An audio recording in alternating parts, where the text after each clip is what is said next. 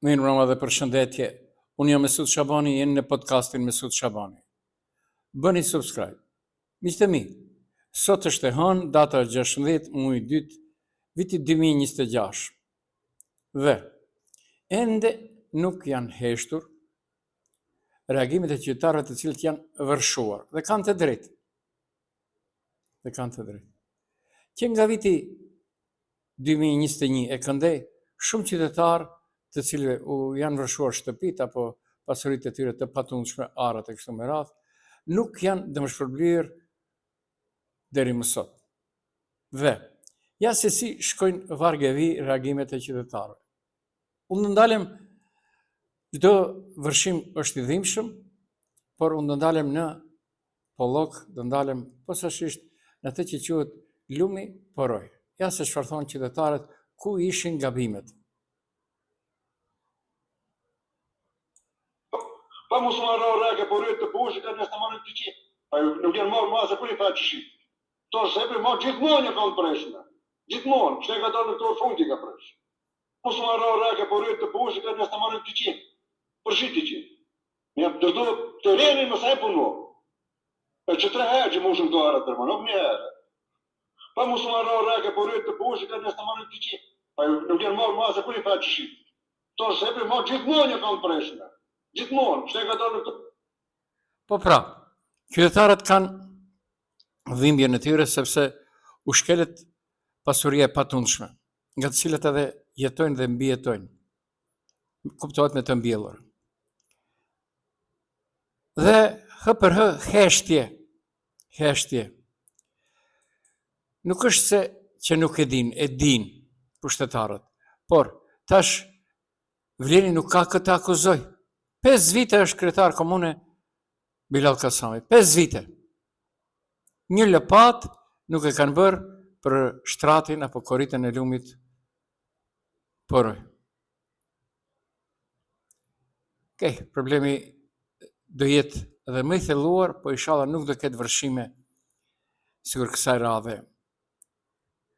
Deklaratë tjetër e cila ka zgjatur sot kurreshtin dhe i ka ndërprer të gjitha ëndrat e ëndërrimtarëve është deklarata që e ka lëshuar në përdorim ambasadori shqiptar në Republikën e Maqedonisë së Veriut, Denion Mejdani, i cili thot: Korridori 8 zyrtarisht në infrastrukturën kritike të NATO-s. Pra, korridori 8 ka piknisje kompleksin portual Durrës Porto Romano dhe dalin në detin e Zi. Është përfshirë zyrtarisht në planet dhe infrastrukturën kritike ushtarake të NATO-s, duke u njohur si korridor sigurie për mbrojtjen kolektive të aleancës. Vendimi është bërë i ditur nga ministri i mbrojtjes Piro Vengu në përfundim të ministerialit të ministrave të mbrojtjes të vendeve anëtare të mbajtura në Bruksel. Pra, dhe ka shpërndar një foto. Fotoja ka folur mjaft për një zhvillim strategjik. Pra, përfshirja e korridorit 8 në infrastrukturën kritike të NATO-s është një mesazh i qartë gjeopolitik. Kjo e vendos Maqedoninë e Veriut në një boshtë më të fortë euroatlantik dhe rrit peshën e saj në rajon.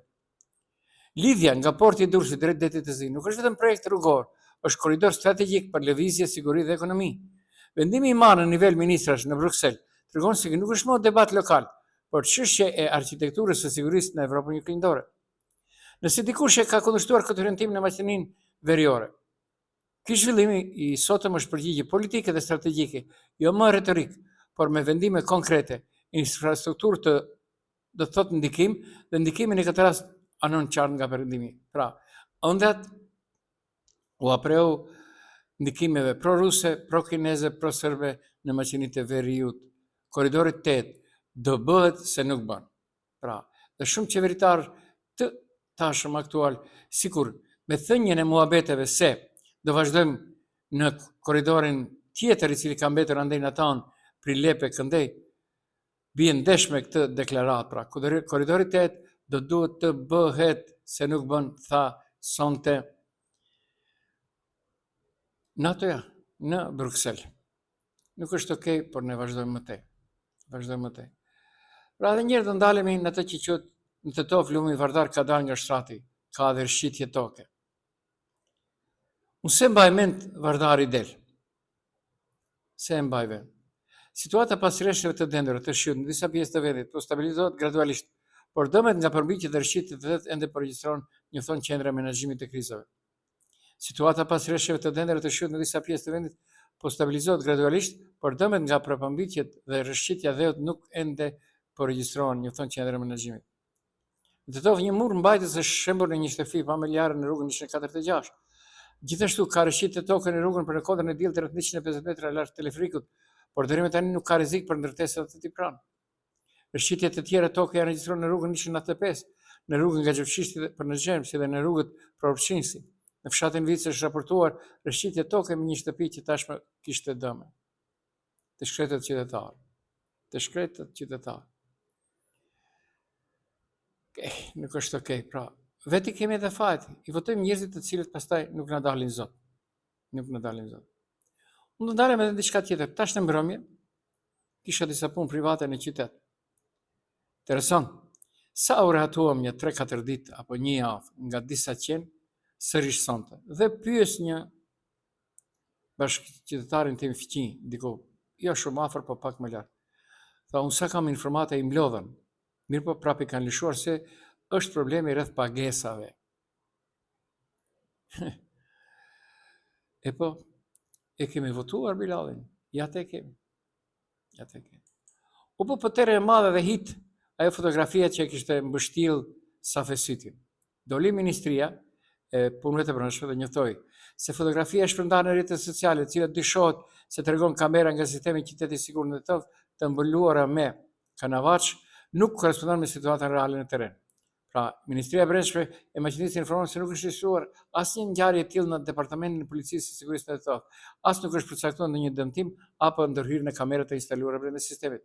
Sipas kontrollave të kryera, kjo është një imazh i gjeneruar nga kompjuteri ose një foto e manipuluar që synon të krijojë një perceptim të rrem në publik. Pra, Drejtoria e Policisë së Sigurisë në Tetov u bën thirrje qytetarëve të mos bien prej dezinformatave që siç deklarojnë ata, synojnë të shqetësojnë publikun ose të minojnë besimin e sistemit të sigurisë. Policia bën thirrje për përdorim të përgjithshëm të rrjeteve sociale dhe kontroll të informacionit para se ta ndajnë atë. Dhe doli se është vepër e inteligjencës artificiale HPRH. HPRH. Nuk është okej, për ne vazhdojmë më tej. Dhe derisa bloku politik maqedonas merret me krejt diçka tjetër, se shpejt do të ketë konkurs për pranimin e 300 ushtarëve të ri, bloku shqiptar do thoshte nëna ime Rameti pas shpirti, e moj gra, i shturër vetvetes. A do zgjedhet kryetar ky, a do zgjedhet, se ashtu ka dhënë urdhër Mickovski. Dhe ai që më ka fasuar është Arben Fetaj, i cili doli sonte në emision Click Flux në TV1 dhe tha, para se të zgjidhet kryetari i Vlenit, duhet të dakordohemi rreth parimeve. Pra, do ketë çerek, 4 çereka, që bëjnë një tërsi. Se s'ka parti, s'është me rëndësi. Nuk ka parti, nuk është me rëndësi. Me rëndësi është të na roj qeveria, të na roj mbreti. A mbreti, pra, Mickovski, për në për ditë më tepër, lakuriq. Ashtu është. Ashtu është thënë, dhe ashtu do jetë. I kemi votuar politikë përse shqiptar, do duhet t'i dërojmë. A gjithandej vetëm vërejtje, ndërsa popullit nuk ka kush t'i shkruaj. Që t'i thotë se është koha. Unë nuk do isha ndalur rreth BDI-s, sikur BDI-a të mos tallej pak me vetvetën. Dega në Shkup ka krijuar SPAK-un. Dhe Vleni i thotë sot do ishte mirë, aty ka të drejtë Vleni, do ishte mirë që ti propozoj SPAK-ut të shtetit shqiptar të na dorëzojnë Artan Grubi. Vërtet është interesant kjo. Si iku Artan Grubi? Sepse si iku Nikola Gruevski veç më dihen. Për nesër është përlembruar protest e lidhjes së sindikatave Maqedonisë, e cila thotë do bllokojmë qeverinë dhe pastaj thotë vijon protesta e përgjithshme. Një kolega jon, unë e shpoj mjaft, Naser Selmani, është më i rison, por unë e shpoj për disa punë tjera. Arriti të jetë 2 herë radhazi si kryetari i shoqatës së gazetarëve të Maqedonisë. Është dënuar për shfifje për mendimin se media kontrollohet nga partitë dhe qeveria. Dhe gazetarët nuk janë lule që u vijera. Unë di shumë gazetarët të cilët nuk e thonë vërtetën kur e thonë ndonjë lajm, sepse është vërtet kjo e vërtet publike se edhe marrin lekë. Ja se çfarë thot Naseri përkundrazi për atyre nuk është që merr lekë, por është shumë i sinqert. Desha të ndaj me ju se javën e kaluar gjykata e apelit në Shkup e konfirmoi aktgjykimin e gjykatës civile në Shkup, i cili jam shpallur fajtor për shpifje dhe fyrje. Gjykata vlerëson se kam shpifur ndaj një televizioni kombëtar dhe drejtorit të saj, sepse në gjykatë nuk kam provuar se mediat ende kontrollohen nga partia dhe qeveria dhe se drejtori i televizionit të ushtron presion ndaj gazetarëve. E dini për cilin emision? Kur Ismet Ramadanin në televizion u munduan të nxjerrin në televizion privat, se unë s'kam fakte, por e kam pa emisionin dhe Naseri ka reaguar asë kohë. Dhe e larguan, ja ndalën në emision. Mirë po, vazhdojmë më tej. S'ke se çka pa. BDI e filloi, por bëri vërtet serial turk me autostradën Shkup-Llaç. Çfarë të themi? Mirë po këta që e vazhdojnë, ose 2028 në thujnë, ose nuk i dihet. Akoma nuk dihet kur do vazhdojnë punët, akoma nuk dihet. Nërsa atë që e thash më herët, Del Afrimgash e thot, unë mund të jap dorëheqje nga kryetari i Kuvendit nëse në brenda vlenit nuk respektohemi. Nuk respektohemi. Nuk kam asgjë kundër Aliametit, të bëj punën e vete, mirë po. Do ishte koha e fundit që të del në teto dhe tash muj mars kur do vi, ka shumë data, le del në Shkup, le të shkoj fshatrave, le t'i përkëtoj ditët e UÇK-s së Maqedonisë. Jo në për fshatra. Le të del në Tetove në qendër ose në shtëpinë e kulturës. Nuk e kemi parë deri tash asnjëherë. Nuk e kemi parë. Dhe asgjë tjetër pra. Në ndërkohë, BDI vazhdon me zgjedhjet e anëtarëve të vjetër në përshtabe të lagjeve për kryetar. Mund të edhe t'jak mere, dëshojmë.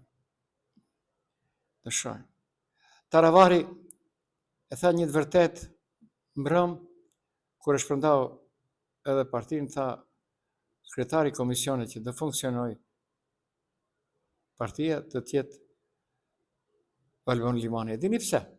Valbon Limani është kryetar tash i zgjedhur i Komunistës së Kustivarit.